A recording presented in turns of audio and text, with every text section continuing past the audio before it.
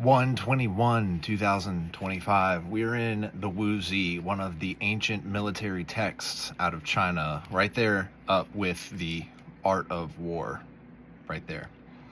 We're in Governing the State, chapter 1, verse 7.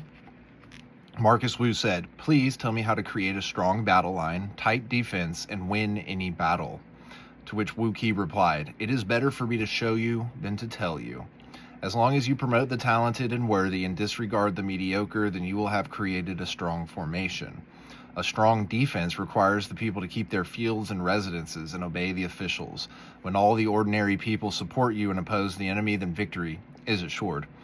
I do like, "It is better for me to show you than to tell you," because this is why so many people can read as many books as they want on a subject matter, but until they actually do the thing, they're not going to learn anything.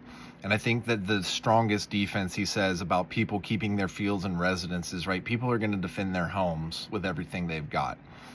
But as long as they obey the officials and support whoever's ruling and calling the shots, right?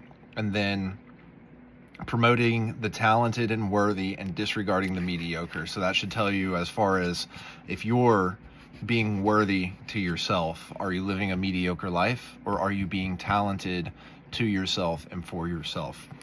Verse 8. Marcus Wu was discussing martial affairs and found that none of his ministers could match his talent. The Marcus dismissed the court looking pleased. Wu Qi stepped forward and said, "There was an occasion in the past when Prince Shuang of Chu was also discussing matters. He too was unrivaled by his ministers, but when he withdrew from court, he looked worried."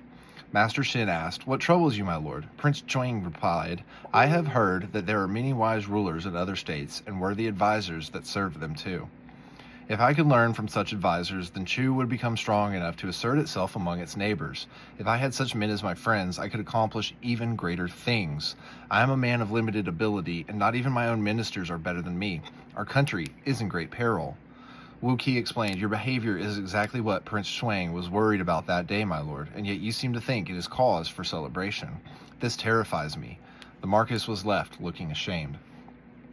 So this verse is about reflection of self and knowing a little bit about the situation you're in. He's saying that he knows that he's in a higher up position and he dismissed them and was looking pleased with himself, but he shared a story about Prince Shuang and Master Xin, and kind of talking about the state of Chu, and he was worried as opposed to being in this position of looking pleased with himself.